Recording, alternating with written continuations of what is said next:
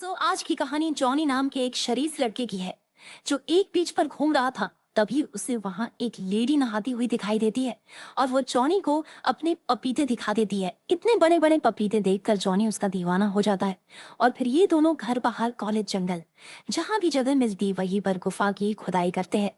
तो दोस्तों इस वीडियो में बहुत मजा आने वाला है, तो इसीलिए अभी वीडियो को लाइक और चैनल को सब्सक्राइब जरूर कर लेना। तो मूवी की शुरुआत एक बड़े शहर से होती है जहां जॉनी नाम का एक लड़का एक ऊंची पहाड़ी पर बैठा समुद्र की तरफ देख रहा होता है।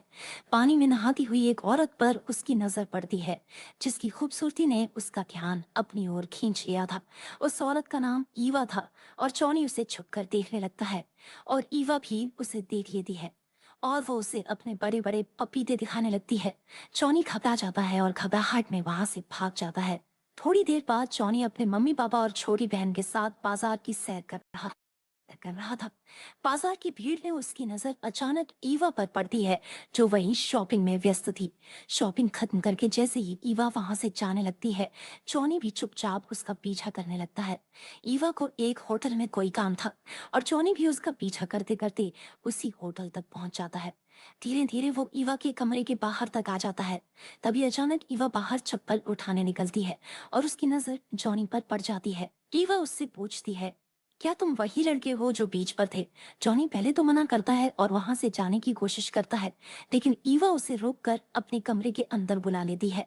जॉनी उसकी बात मानते हुए अंदर चला जाता है। ईवा उसे गौर से देखने लगती है, फिर धीरे धीरे उसके कपड़े उतारने लगती है, मगर इस बार भी जॉनी घबरा जाता है और तेजी से कमरे से बाहर भाग जाता है। जॉनी की उम्र 17 साल थी और वो अभी हाई स्कूल में पढ़ाई कर रहा था। वहीं ईवा लगभग 37 साल की थी और पोस्ट ऑफिस में काम करती थी।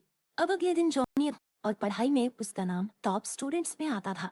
स्कूल खत्म होने के बाद वो उसी होटल में कॉल करता है जहाँ ईवा ठहरी थी।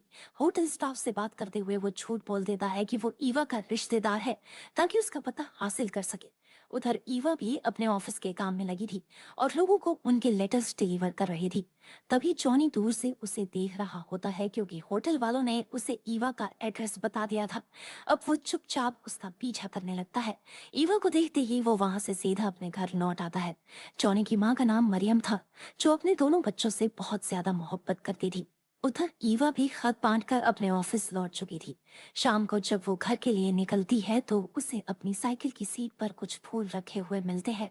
ये फूल जॉनी ने चुपचाप उसके लिए छोड़े थे और ईवा उन्हें अपने साथ घर ले जाती है।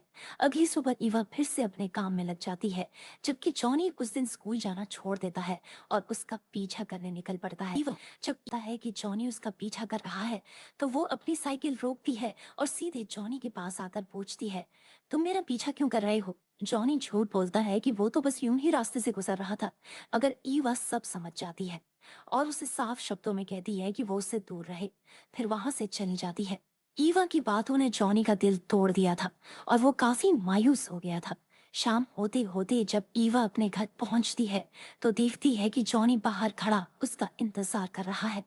जॉनी किसी भी तरह उससे दोस्ती करना चाहता था, लेकिन ईवा उसे वहीं रोककर साफ कह देती है कि उसका एक लवर है और उम्र में भी वो उससे कहीं बड़ी है, इसलिए उनके बीच कोई दोस्ती नहीं हो सकती। इतना कहकर वो जॉनी को वापस जाने को कहती है और दरवाजा बंद कर लेती है। अभी वो दरवाजे के पास ही खड़ी थी कि तभी बाहर से जॉनी के गिरने की आवाज आती है। ईवा फौरन बाहर भागती है और उसे संभालती है। गिरने की वजह से जॉनी के हाथ में चोट लग घर के अंदर ले आती है। फिर वो उसकी जख्म पर मरहम पट्टी लगाती है। इस दौरान जॉनी उससे उसके बॉयफ्रेंड के बारे में पूछता है। ईवा जवाब देती है कि उसका लवर किसी जरूरी काम से दूसरे शहर गया हुआ है और जल्दी लौटने वाला है। फिर जॉनी उससे पूछता है कि वो होटल में क्या कर रही थी। ईवा बताती है कि उसके घर में कुछ काम चल रहा था, इस वजह से उसने एक रात के लिए होटल में रुकने का फैसला किया था। ये सुनकर जॉनी कहता है कि होटल में उस दिन वो डर गया था, लेकिन अब ना तो वो डरेगा और ना ही भागेगा। उसकी ये बात सुनकर ईवा उसे अपने बेडरूम की तरफ ले जाती है क्योंकि वो भी काफी वक्त से प्यासी थी और उसकी गुफा में भूकंप आने लगा था। जैसे ही ईवा अपने कपड़े उतारने लगती है, जॉनी खुद पर काबू नहीं रख पाता और उसकी पैंट गीली हो जाती है।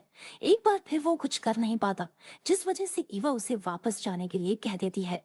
जाते जाते जॉनी उससे पूछता है, क्या मैं फिर से आ सकता हूँ, लेकिन ईवा कोई और इसलिए जॉनी चुपचाप वहां से निकल जाता है। अगले दिन जॉनी पहले स्कूल जाता है और फिर शराब की एक बोतल लेकर सीधा ईवा के घर पहुंचता है। ईवा उससे उसके माता पिता के बारे में पूछती है। जॉनी बताता है कि उसके पापा एक बड़े बिजनेसमैन है और उसकी मम्मी को फोटोग्राफी का बहुत शौक था। पापा ने उसके लिए एक प्रोफेशनल स्टूडियो भी बनवाया था, लेकिन मम्मी इस फील्ड में कुछ खास नहीं कर पाई और अब वो स्टूडियो लंबे वक्त से बंद पड़ा है। कुछ देर बात करने के बाद जॉनी ईवा के साथ छेड़छाड़ शुरू कर देता है। जब माहौल गर्म हो जाता है तो वो धीरे से अपना हाथ उसकी गुफा तक ले जाता है। इस बार जॉनी ने अपने हाथों से उसकी गुफा की सर्विस कर दी थी, जिससे ईवा को बहुत मजा आया था। अगले दिन स्कूल के बाद जॉनी अपने घर पर था। उसकी माँ मरियम कहीं बाहर जाने की तैयारी में थी और चाहते हुए उसने जॉनी से कहा कि वो अपनी छोटी बहन का ध्यान रखे। मरियम घर की जिम्मेदारी जॉनी को देकर निकल जाती है। थोड़ी देर बाद बारिश शुरू हो जाती है। जॉनी की बहन टीवी देखने में लग जाती है और इसी बीच जॉनी अपनी बाइक उठाकर सी मिलने निकल पड़ता है। बारिश में भीग जाने की वजह से जॉनी के कपड़े पूरे गीले हो चुके थे, तो ईवा उसे कपड़े बदलने के लिए कहती है। कपड़े बदलते बदलते दोनों के बीच माहौल बन जाता है। जॉनी ईवा की गुफा में जोरदार धमाके कर देता है। इस बार जॉनी ने ईवा की ख्वाहिश पूरी कर दी थी, जिससे ईवा बेहद खुश नजर आ रही थी। इसी बीच उसे अपने लवर की गाड़ी की आवाज सुनाई देती है। जैसे ही वो आवाज कानों में पड़ती है, ईवा फटाफट कमरे का सामान ठीक करने लगती है। जल्दीबाजी में वो जॉनी को पूरे कपड़े तक नहीं दे पाती और बस आधे कपड़ों में ही उसे बालकनी में छुपने को कह देती है।